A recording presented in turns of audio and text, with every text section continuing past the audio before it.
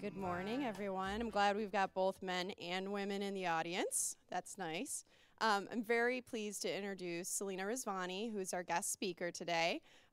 We actually got a wonderful chance to work with Selena in April, so we did a negotiating study. We actually went and surveyed over 2,600 of our LinkedIn members to find out what their thoughts were on negotiating in the workplace, and found out that men are more confident than women when it comes to negotiating, and that LinkedIn employees look at it like a game of poker. So we got over nearly 100 pieces of coverage in April on that study, and we got to work with Selena on that because she actually had her book come out in April, so it was really great timing to be able to work with her on that. So I'm going to invite Selena up to give us a little 45-minute presentation on negotiating and how we can all be better negotiators. Thanks for being here, Selena. Thank you, Krista. I actually have a mic, so thank you. And welcome to all of you. I'm thrilled to get to be here today talking about my favorite leadership competency, which is negotiating. And I say that because in the columns I write, in dialoguing with readers and speaking to professionals like you all, and especially in interviewing top executives, I have come to see negotiating and self-advocacy as the single most important skill for a professional that wants to advance today. And so to that end, I want to give you some tactics you can use right away to get you to negotiate more often, to get you to that table, since so many of us talk ourselves out of this, and to help you be more effective once you get there. So specifically, I want to give you some background on how men and women approach negotiating differently, since we obviously work together every day, and we're going to be negotiating with each other. I also want to give you a repeatable system you can use, regardless of the negotiation, if it's a small matter or if it's a really big, major deal you're brokering. And that's going to be about preparing for it, maneuvering through it, and closing the deal, so that you really safeguard your interests and all that hard work that you just put into it. I want to start with this statistic. I think it's really compelling. And what we know from researchers like Linda Babcock at Carnegie Mellon is that women consistently negotiate less often than men in the workplace. At what rate? What would you guess? How many times less? 10, 20, wow, we would really be in trouble if that was the case. 4 times less often. And think about that for a minute. I would argue that makes us 4 times less eligible for the plum assignment and the competitive pay, the cool international opportunity, right? Whatever it is. If we don't raise our hands, we're kind of excluded from consideration right away. So important that we find a way to do this. Let's look at one other thing that, when we combine studies about women as negotiators, there's a bit of a self-fulfilling prophecy in that we're less confident than men.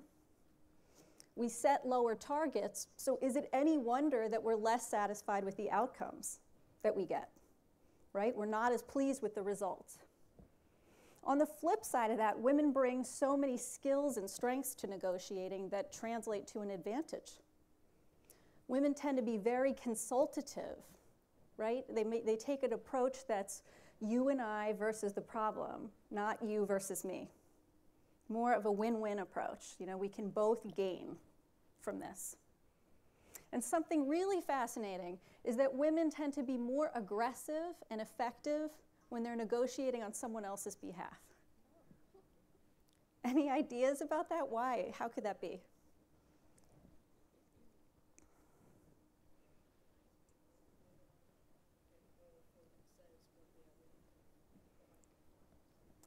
Because they want to come across as nice. They want to be a nice person and not look self-serving, is what I heard. Yeah. Let's look at men for a minute. Men report being more confident in these conversations. They also report that they feel it's more competitive, more of a win-lose kind of pursuit, and often use analogies like it's a chess match, or it's the strategic game with maybe some covert elements to it. Men are more likely to negotiate for a bigger piece of the pie, not as much of a 50-50 deal, but they want more of the pie. you can imagine how that impacts the results that they get, right? If your ask is up here, you're bound to get more than if your ask is up here. How about this LinkedIn data point from your Negotiating Ninja survey that many of you probably participated in? What we saw was that a huge group are frightened or anxious about negotiating, to the tune of about a third of the global population that took the survey. And we see that creep up a little bit more in the US, and is highest here at LinkedIn. Any thoughts about this?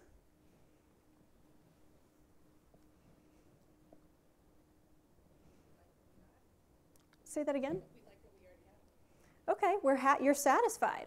That's a great reason, that you like what you have. You're being taken care of and in a fair manner. There aren't as many women in the higher levels, so I would imagine that the kind of lower, you are in the leadership, that you're probably more frightened and anxious, and we don't have a lot of women in leadership. Okay, there are fewer female role models, is what I heard. So that can create some anxiety and fright in negotiating. And these are aggregated men and women, by the way, just so you know these results. I want you all to think for a minute about a negotiation you've been involved in. Okay, large or small, personal or professional life, it doesn't matter. But is there anything that made that particular conversation unique and effective? What set it apart?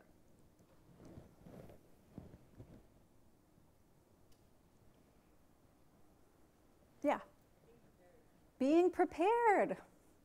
Huge. And we're going to go into that today. What else? I think when I felt like I had nothing to lose, I wasn't afraid of losing if I didn't get what I was going for. So being really confident in it. Okay, great. There was a scenario where there was nothing to lose, right? It wasn't so high stakes that it felt like this is going to ruin me if I ask or make this proposal. Anybody else? How about one more? Something that proved effective.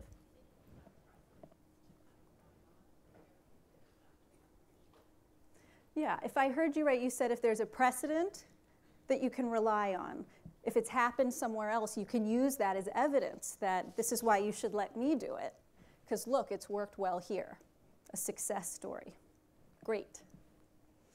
We're going to look today at this process that I mentioned, and I want to talk specifically about prepping for the negotiation and getting ready. You know, as many of you kind of hinted at, this is the power stage.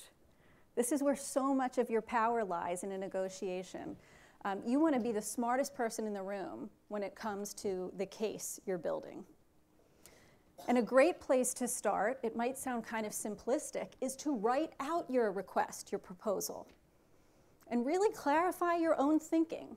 Why am I asking for this? What are my positions versus my interests? And a position is really the external stance you're taking on something. I would like a promotion, is your position. Your interests, though, are the things that underlie that request. Like, I would really like to be recognized for my contributions.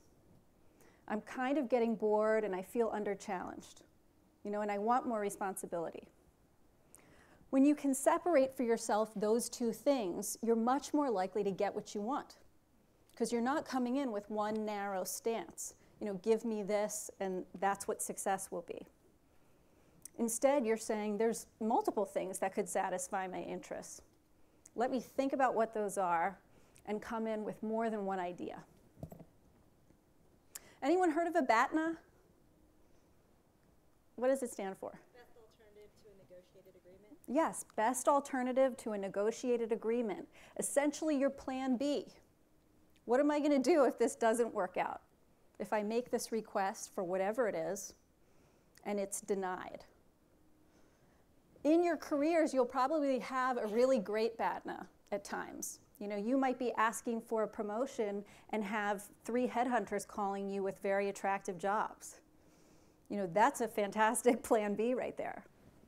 There'll be other times where you don't have as much leverage. And you might have to hear no and think about how to reframe your request. And we're going to talk about that. Even a no still leaves you room to take some action. The thing I see people use the least in a negotiation that can really help them get more of what they want is to come up with options or alternatives to their main request.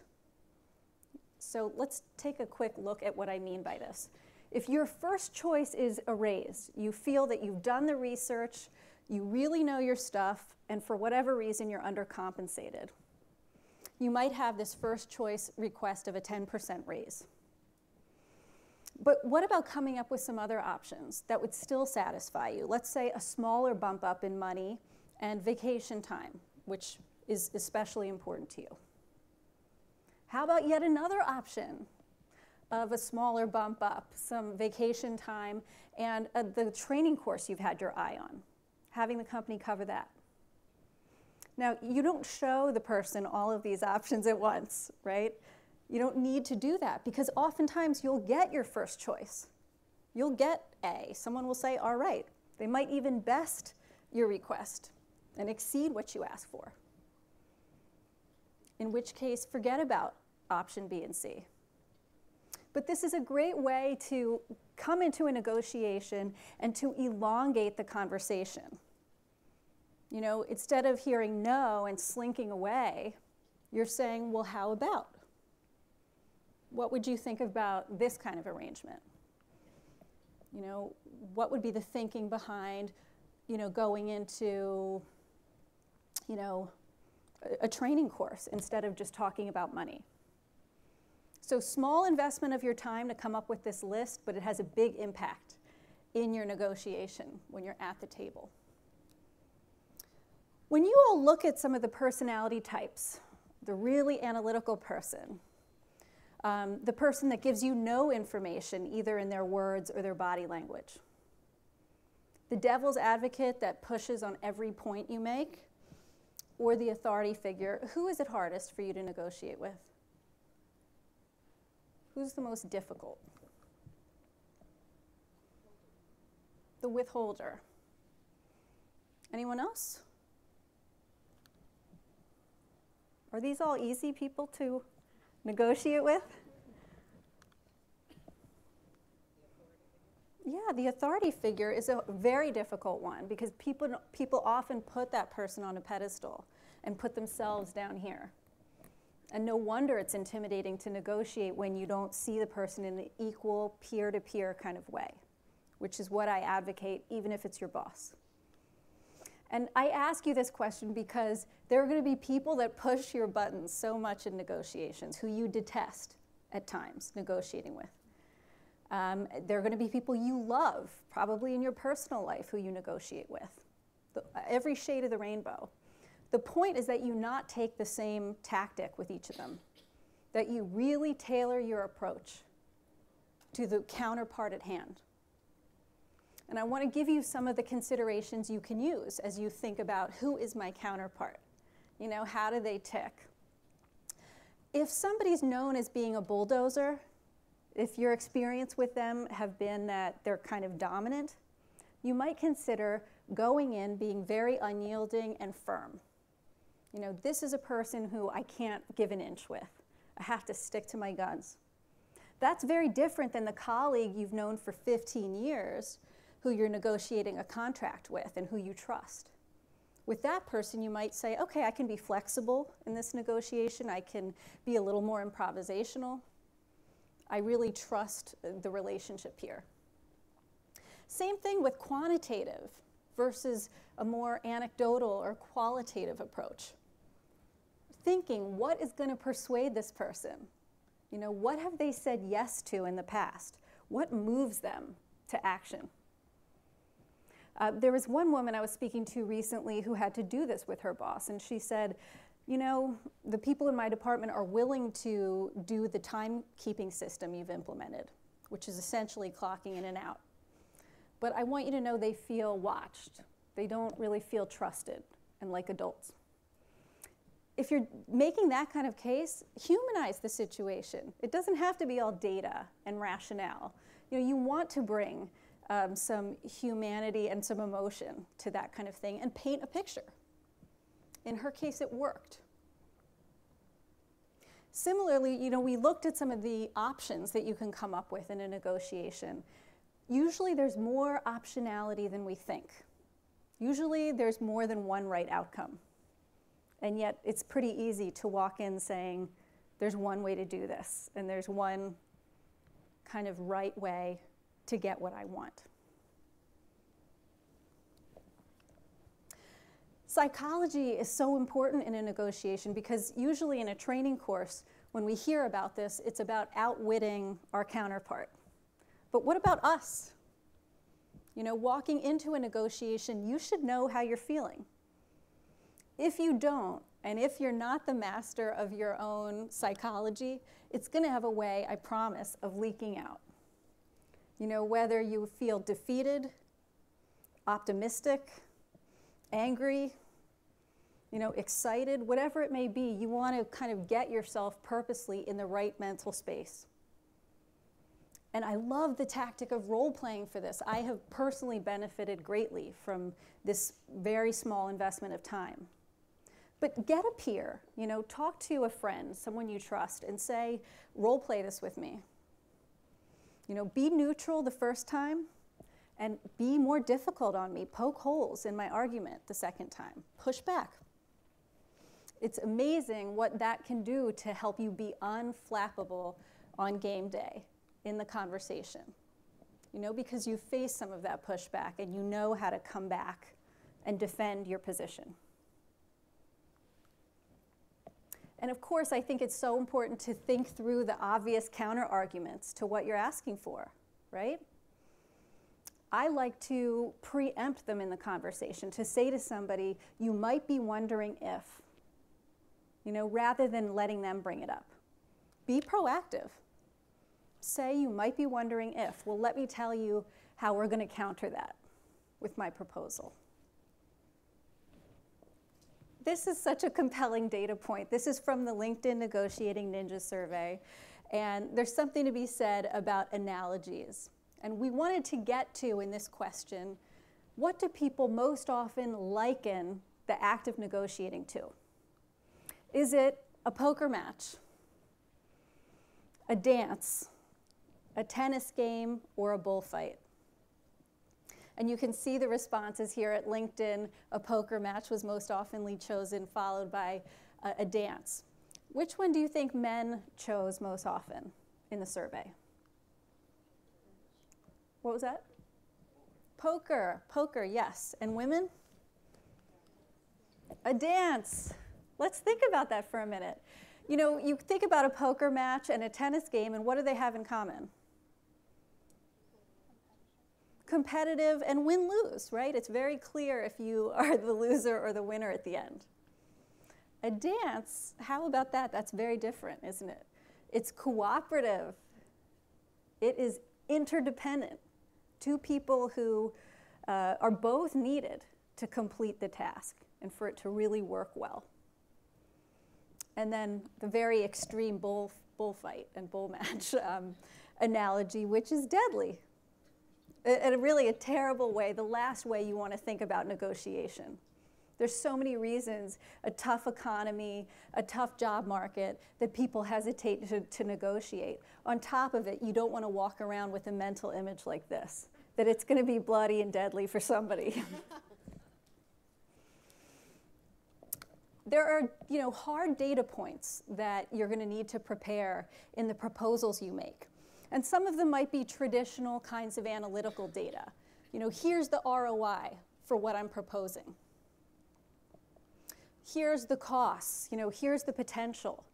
One of my favorite things, though, is to show the cost of inaction. It's very persuasive. Here's the big blue ocean of opportunity waiting and sitting there if we do nothing. People data is pretty underused data. Let's say you're asking to beef up your department. You need more staff. You need more support and help. Use people data to your advantage. Do a workload analysis. Show how productive you are. If there's employee satisfaction data, like a lot of companies run employee satisfaction surveys, and your department is especially happy, use that to your advantage. One of the women I interviewed in my book worked at a sports channel.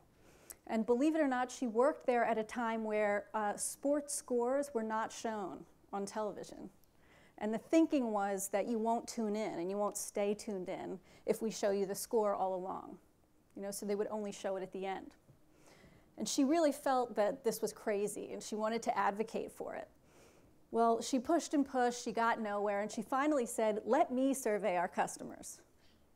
And she did. She found out that it was one of the top 3 desires of customers, that they have that ticker on the bottom. So if you can't find the data you want, go get it yourself. Be creative. Ask if there's a way you can do a focus group, right? And see if other employees want the same thing that you want. And finally, there's this contextual data, more of the big picture. If you're advocating that we at LinkedIn roll out some new product or service or try something new, paint the picture. Talk about what's been successful somewhere else. I think it was you who said, show that there's a precedent. On the flip side, you can talk about a cautionary tale. Here's where it didn't work well. Somebody tried to roll that out, and here's how we would do it smarter and better and more effectively. Something that was fascinating about the LinkedIn survey is that when we asked people, for those of you that negotiated your current salary, how many of you used a third-party validation system, like PayScale, Salary.com, Get Raised? Less than half of them had. That's crazy. We should be using these tools because they're free most of the time, and they're really smart, well-grounded, well-researched, depositories of data. So use these. Don't forget about them. I want to ask you a question, and that is, why would you gain from conferring with your network before negotiation as you prepare? What could you possibly get from this?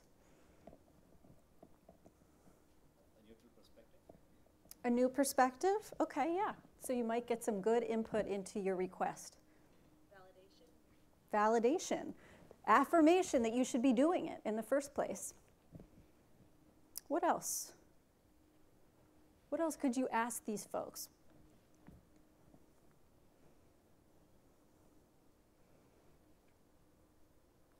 One thing would be your counterpart's style and preferences.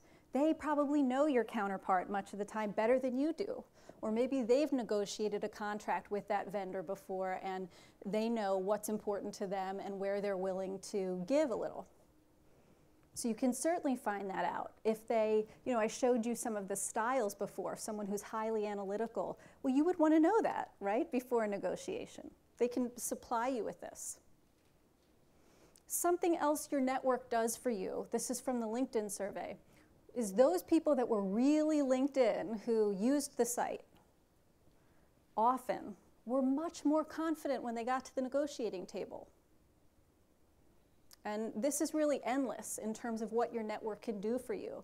There's another data point that shows people who have a sponsor, who you usually get from your network.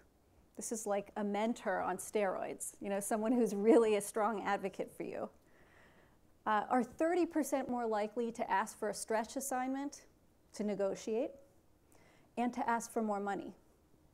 So I would just say that's scratching the surface of what your network can do for you in a negotiation, but use them. They're a gold mine. Let's look a little bit at game day. I want to say off the bat, I'm not a big fan of ranges. I really don't think they work very well. This is especially important in a salary conversation, let's say. Why don't they work well?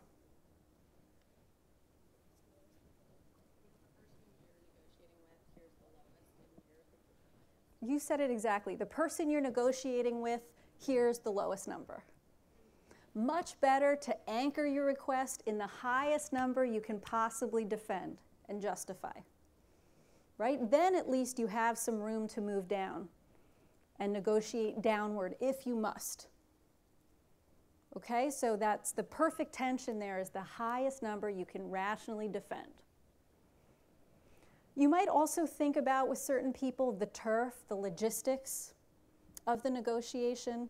Research tells us that you come out much better in your own environment when you negotiate in your office, let's say, than at theirs or at a neutral place. On the flip side, you might ask yourself, is this a person I've had a contentious relationship with? I might want to break bread together, have lunch. There's something about doing that, having a meal that can kind of calm the situation. Think about each of these individually, right? You don't want to have one blanket approach. What message would it sit to sit side by side in a negotiation? What would that send? You're at the same level. Yeah, your peers. What else? Yes, it's not oppositional. It's not you versus me, right? It's the two of us working on this problem. I'm a big fan of thinking about negotiations as being hard on the problem, but respectful of the person. You know, and when you think about that, it's the two of you working elbow to solve it. Very constructive. I really like the idea of starting with some small talk and just being a human being, you know, being a person. This is actually a strategy because people often give more in a negotiation to someone they trust. So, you know, if you can shoot the breeze and talk about the weather, talk about your weekend, do it. From there, be the first one to speak. Be the first one in the negotiation to speak. You might open it up with something optimistic, something like, I'm so glad you met with me today. I'm confident we're going to come up with a solution that works for both of us. Right? That buys some goodwill right from the beginning of the negotiation, and it tends to lower defenses from the other person in the room. Right? Immediately they're thinking, she's not just in this for herself. This is win-win. If someone's volleying all over the place and maybe even derailing you in a conversation, this is really common in group negotiations where there's multiple people. Don't be afraid to take the reins and control the pace. You know, you can say to someone, I'm glad you brought up point B. I really would prefer to finish A before we go on. You know, a lot of times we feel like we're just sitting back watching this play out. But get in there and help shape the conversation. You'll be glad you did. There are some perennial communication rules that apply to any meeting you go to, any place where you present an idea or a concept. And that is, you know, be careful you don't disqualify your idea with something like, I'm no expert, but.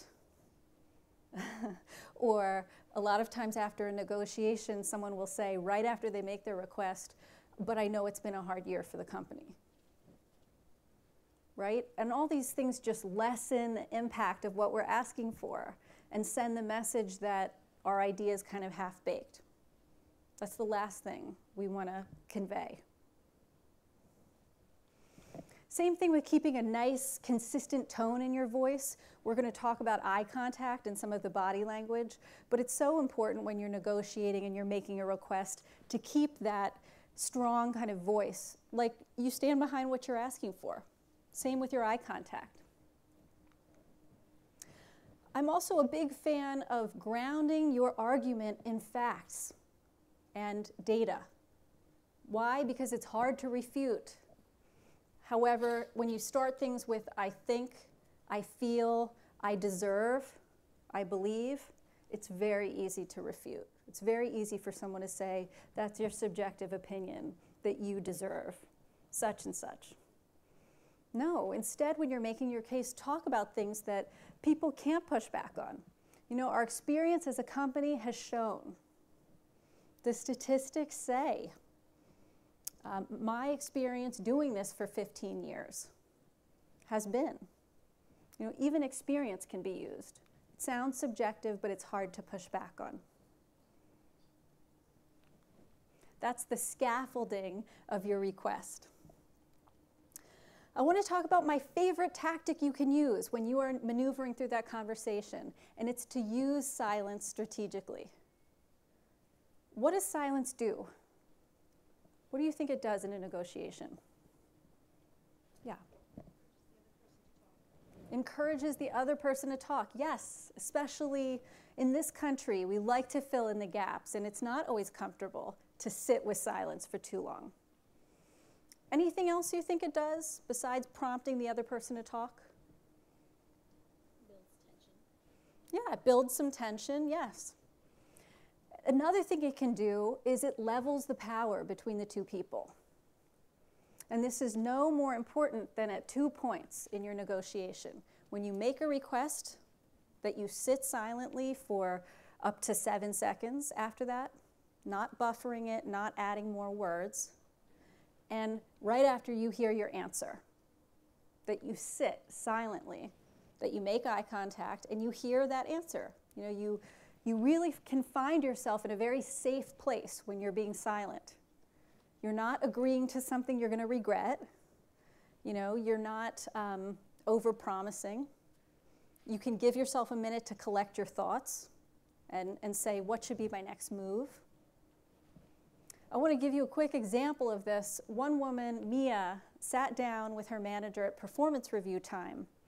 And he right away asked her, on a scale of 0 to 100, how well do you feel you did this year? How did you meet your goals? And she said 115%. You know, I exceeded the goals you laid out for me this year. He said, interesting, because I had you down as meeting 95% of your goals.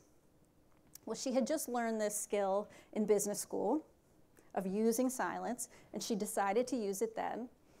And what she found as she sat silently after he declared 95 was that he talked himself out of that 95 and into her 115. And it might sound outlandish or, you know, yeah, right, how often does that happen? But you would be surprised. Oftentimes, silence will get the other person to give you more intelligence and more information on their point of view, or they will inch a little closer to your position. Yes, there's a question. How do you control that urge that you have yourself and fill the gaps and not, like when you mentioned the disqualifiers, I thought they always come up because there's that silence and you start buffering and you have good tips on how to really Yeah. So for anyone that didn't hear, how do you resist the urge to jump in there with a statement and sit with that silence? And, you know, if you look at senior leaders, people you admire at this organization or outside, you'll often see that they stand behind their concept or their pitch.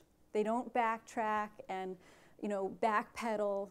They stand behind it knowing it's not going to be embraced every single time, that not everyone's going to love their pitch.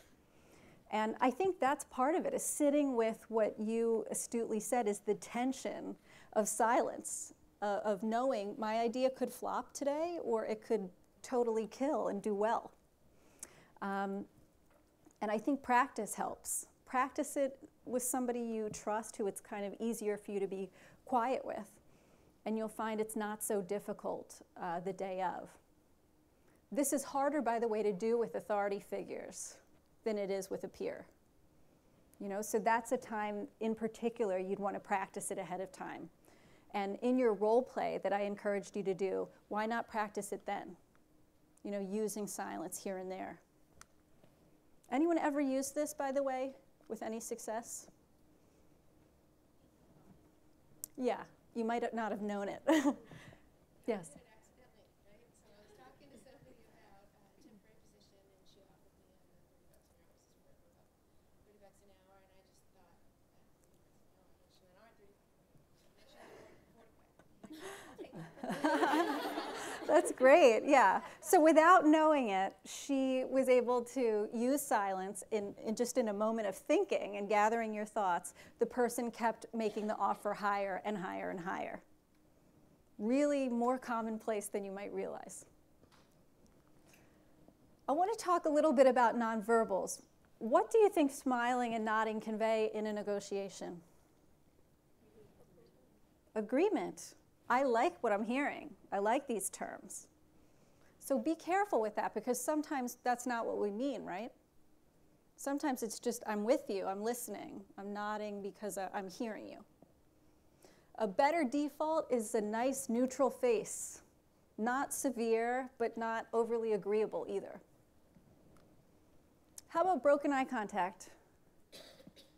What does that tell the person who you're making the request to? What was that?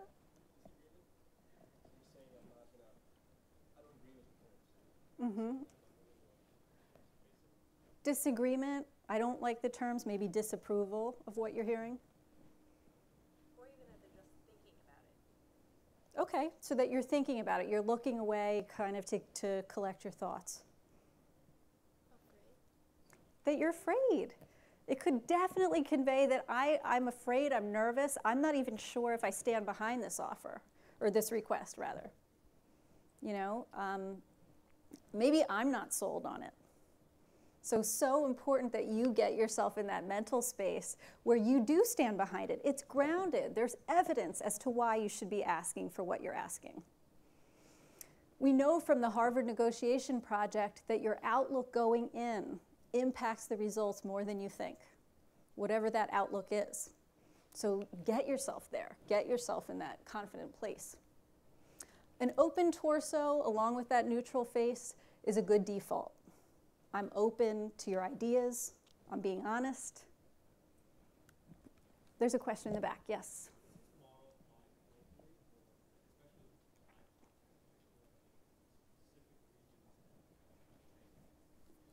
Yeah, so the question was, does this apply globally, or is it only for specific regions?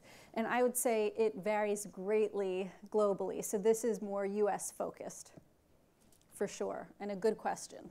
But I mean, there are entire books on just negotiating and doing business with one culture because there's such great differences. There's one more question, yeah. What's an open torso? Or compare that to closed torso?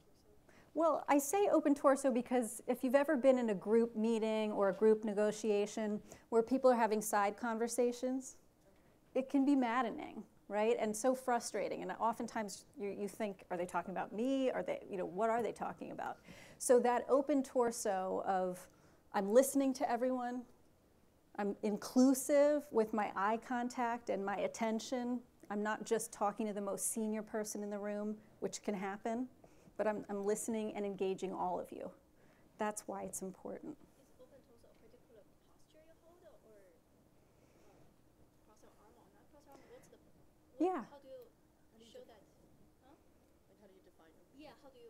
What does an open torso look like? What does an open torso look like? It's not crossed arms. It's comfortable and neutral. You can have your hands on the table since we're sitting in these kind of situations, but it's not crossed arms, which can sometimes convey conflict or opposition.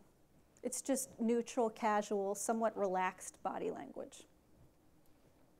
What is it? Neutral face? Is it like a poker face? No, it's like you're comfortable as though you're speaking to a clerk at a store. I mean, it's you in your comfortable, natural state. Like I said, not severe, not confrontational and oppositional, and not overly smiley, which again could convey, I love what I'm hearing. I love the terms.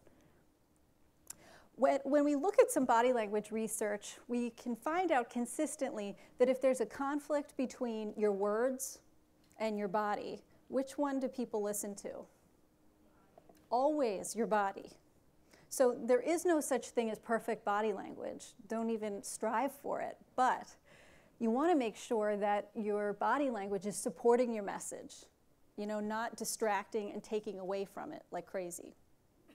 If you ever get the chance, by the way, to see yourselves on video, presenting, even at a meeting, doesn't matter how small or large, it's a great opportunity to see how you convince others and how you persuade, and just can give you data that you cannot get otherwise. I want you to ask deepening questions when you're in a negotiation, expansive questions that aren't just yes, no, but really get more information from the other side. This is kind of a cousin to the silence technique of getting the other side to give you some more information about their position or interests. Can you tell me about your thinking behind that? Or how you reached that conclusion? Really insist on objective criteria. Don't just accept a flippant no, you know, or a brush off. Ask. Don't be afraid to ask. Is there a policy that mandates that? You know, can I hear more about why that's been okay for other employees but not me? It's okay to push. This is the last piece we're going to look at before we get into closing. And that is, you're going to get pushback, you know, on some of the proposals you make. For sure. Better to take a break or a delay than to overpromise or to say okay to something you're going to regret. And I think we forget that this is an option sometimes, that I can say, you know what, we don't seem to be getting anywhere today. I vote that we meet again next Friday and pick this back up. Or, I need a little more time to think about this. You know, can I get back to you? Don't ever let anyone put you in a drive-by negotiation kind of situation where they're asking you in the hallway. No, there's nothing wrong with saying, I need more time or I need to look at the documents before we talk. Much safer place to be. You can call on your options that I showed you if you're getting some pushback. If you really can't persuade them about choice A, how about pulling those out and talking about point B and point C? What if? Would you consider X? And being certain that they know you care about the dual agenda. That I'm looking for this to be win-win somehow for both of us. I want both of us to gain from this. Oftentimes that can push down pushback and resistance and get you more of the cooperation you want. There's a rule called the 70-20-10 rule, which when you're getting a lot of pushback means that you generously listen 70% of the time. You clarify and mirror back what you're hearing 20% of the time. Did I hear you right that? And 10% of the time, are you pushing your own agenda? So often, I'm sure many of you have been in an argument or a conflict where someone is repeating the same point over and over again, often because they don't feel heard. This gets rid of that completely because you're doing generous listening. You're peeling the onion back and finding out the issue behind the issue that the person's bringing to you. I want to give you a pointer or two on closing the deal. Okay, you've just worked hard to prepare, to navigate through the thing. What now? While you're in the conversation, volunteer to give a summary, a digest to the group about what was agreed on. You know, we talked about A and B today, and we agreed to C, D, and E. I would be happy to write an email to this group, you know, summarizing the terms. Why is that important, putting it in writing?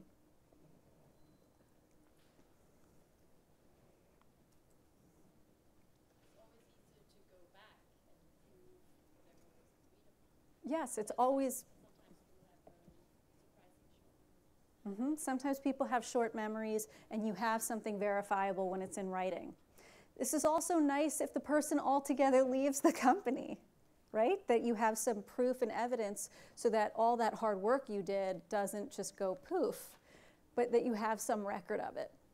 It can minimize misunderstandings. But most of all, one of the reasons to do this is I don't want to have to conform to someone else's summary. I don't know how they're going to write it. I don't know what light it's going to put things in. Much safer for you to be the one to do it. Really puts you in a better, more advantageous position. Something I wish someone had told me earlier in my own career is that if your gut instinct, which is really the best GPS in a negotiation, is telling you all is not right with these terms, I don't like this, you know, there's some niggling, bothering, you know, bothersome feeling I'm having, realize if you don't like the terms now, you will probably hate them later. It's not the other way, where they'll probably grow on you and you'll get used to it. Keep that in mind as you negotiate. Again, better to take a break or a delay than to settle on something you're not very happy with. This is the last thought I want to leave you with, and then I really want to hear your questions. which we're going to do at the microphone. And that is, it's not a question of if you're going to hear no in your careers, it's when. If you haven't already, you know, we've all heard no. You're not ready enough yet. Someone else was chosen for that. I don't think you have XYZ qualities. The goal is for you to hear it as not yet. Get in the habit of training yourself to hear no as not yet. When you sit down with senior leaders, and I've been lucky to be able to talk to some of these people to say, how do you survive? How have you made it to where you are? They have asked and advocated their way to the top. They didn't rely on anyone else for their survival. And they were tenacious. If they got a no today, they went back and asked 4 more times, can I now? You know, maybe the timing was off. Maybe my pitch was a little bit off. And I can go back and talk to some of my colleagues or peers. Mostly, I hope in your careers that you will ask often, that you'll come up with new and better terms, and that you'll be gutsy and go for it. Thank you.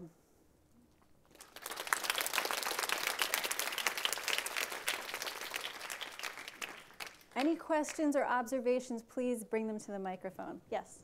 Hi, Selena. Thanks a lot for the talk, first of all. Thank you. It seems to me that almost all of your suggestions are actually gender independent. I mean, in fact, I personally found that I can use almost all of them, except for one which I want to question about, is that me versus you, us versus the problem.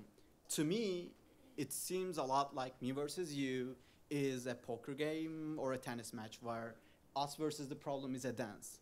So following in Rome, act as Romans. So if the main thing that the main topic is that men are pushing a lot more, which ends up there negotiating a lot more, why not follow their model?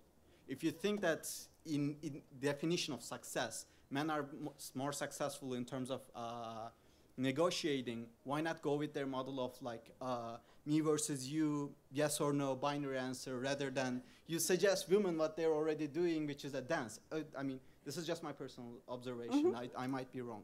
So I'm really curious why you're suggesting that. Yeah, thank you for your question. I think there are strengths in what men and women bring. Truly, you know, strengths to the way they approach negotiation and get outcomes. I also think there's situational uses for both. You know, I think there are times where it's win-lose. If you're going to negotiate one time with someone and never see them again, you might be more aggressive in that negotiation. You might take a more of a win-lose, as much as I can get approach. It probably won't be that way if you're negotiating with your boss or someone you're going to see, you know, every day and negotiate with often. So I think some of it is realizing that it's negotiation suicide to take the same approach with everyone. So I'm not advocating that there's one perfect way.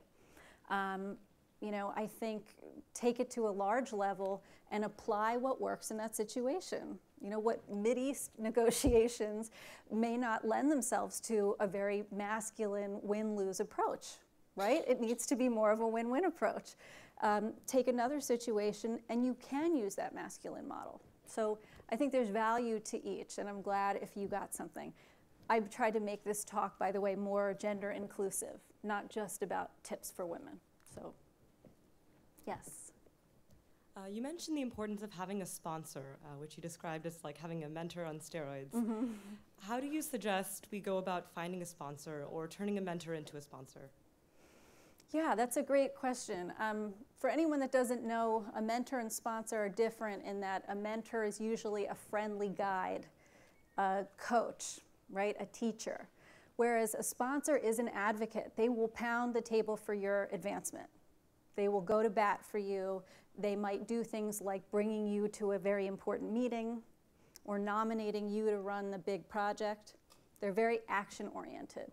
And I think too often that we think getting a mentor or sponsor is like this convoluted marriage proposal, you know, where it's so formal, and it doesn't need to be that way.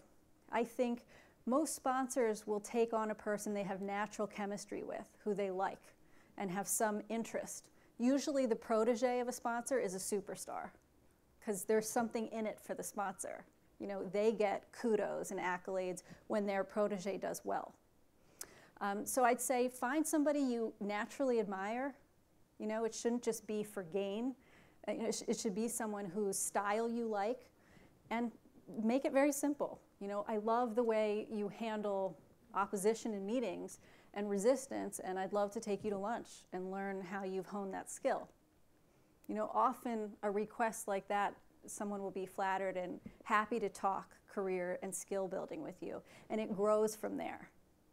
So you'll see. You also get to find out on that lunch date, do we have chemistry as a mentor and protege? You might not. You know, it might be, okay, that was a nice conversation, you know, see you later. If there is chemistry, the sponsor will often say to you, oh, by the way, if you want to do this again, please call on me. I'm happy to. Thank you. Sure. Hi. I was told by many male mentors that when you have a request in mind, never to come at it with a lot of detail. Never come at it with a specific number or percentage. Be very vague until the other party gives you a number or percentage. And then, based on your plan A, plan B, plan C, you can negotiate. What are your thoughts on being very vague until the other party comes with a number? Yeah, actually research, this is hotly debated, but research more often, especially through Harvard Negotiation Project, tells us that the first person to name a number comes out better. So that more aggressive stance, you know, the person that comes out and speaks first usually comes out better in a negotiation. I would say one caveat to that, which is if you're in salary negotiations, it's better to not talk about the topic till later if you can. Some people will push and push, and you know, you can come back with the, I really want to find out the terms of the job before I put a number on it. I think the reason they came to that conclusion is because they believe if your request is accepted right away, you may have not asked high enough or bid enough. Or so I don't know. Yeah, I mean, one way I try to counteract that is to ask for the highest number I can rationally defend, right? Because then I know I'm not suffering from low expectations. I'm not walking in, you know, putting the bar here. I'm putting it high. I know I'm walking in putting it high. So my chances are better of getting what I want. Yeah. I have two questions, so they're not really related, but just to give them since I'm here. So one is, if your counterpart is a person who doesn't really ever give an answer, so, you know, how do you deal with that? Because there's never really a no, but there's also never really a yes. That's one question. And the other is, when do you know in the negotiation to throw out your, you know, your other options on the table? Because you might shoot yourself in the foot if you do it too early. Yeah. Yeah, I think that's an interesting point, that especially your last point about when to call in your options. Just to answer that one first. If someone needs to check on something for your first choice option, you know, by all means let them. Don't feel like you have to decide it all that minute, you know, that hour. If they want to check on that and get approval, let them. You know, no need to bring that up. This doesn't have to all happen in one conversation. So that would be my first point, is don't be impatient asking for package A. Stay with that for a while. Talk about the benefits and advantages, how you're both going to gain from it. Only when you get a dead no, no way, this is not happening, this is not in your future, would I move on. When I really have an absolute no. And your first question, I'm sorry, it just flew out of my mind. Remind me. So it's, if you're negotiating with somebody who never really gives you an answer, who keeps sort of throwing it back to you, or, yeah, I'm not sure, because maybe, but we could also, and... Yeah, that's frustrating, isn't it? I would say, you know, I said earlier, insist on objective criteria. And you have to do that in a negotiation to really push for, you know, it seems like you're not ready to make a decision about this now. Can we regroup and, you know, agree that in 1 week we'll have come to a decision? You know, if someone's being vague with you, you come back at them with finite, clear dates and answers and get them to say yes and promise to it. You know, same way if you hear no today, asking, can I come back in 3 months and talk to you? You know, I really feel strongly about my performance, that you know, we'll see a lot in the next 3 months, and that we can reevaluate this. Yes. This is less a question about the specific strategies that you talked about, but clearly you've put a lot of thought into this is sort of a gender issue. And I was wondering what your thoughts are on, you know, it's great that you can give these talks to all these women in the room and some awesome men as well about these different strategies and changing your behavior, but clearly this is a larger systemic issue. And so I was wondering if you've given any thought to what's behind that, what we can do to change it, strategies there. Yeah, you know, that's a good question, how to involve men in the conversation, you know, especially because most senior leadership in the world is male. Many decision makers are male. And part of it, one of the things I do with my business partner is consulting to companies that want to be a little more gender inclusive, that want more women at the top. And I think, you know, one of the most important things is to get women and men into the room together. And a lot of top companies like Deloitte is probably considered a leader in this, is that they have training for men and women both. They have what's called gender bias training for recruiting purposes, but they also have kind of a sponsorship coaching culture. There are other companies like Procter & Gamble that have gone so far as to tie executive pay to their track record promoting women upward. You know, so I think some of it is educating. Men and women approach negotiations differently, and that has clear ramifications in the workplace.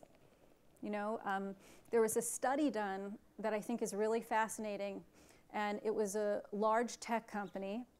They found that women weren't applying for jobs in the company, wondering why is this? Because there's so many smart, you know, people here.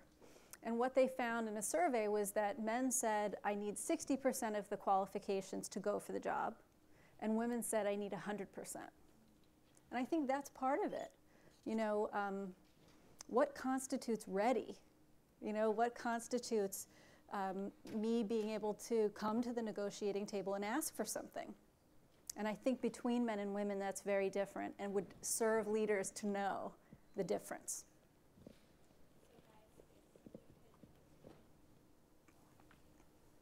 So if everybody wants to give Selena a big round of applause for flying out here and chatting with us. Thank you. And then we're also going to have an informal Wally meetup session. So there's extra books in the back and coffee. So if you want to meet some of the other Wally members, you guys are more than welcome to congregate around the coffee. Thanks, Selena. Thank you. I'll be signing books up here if anyone has time or interest in that.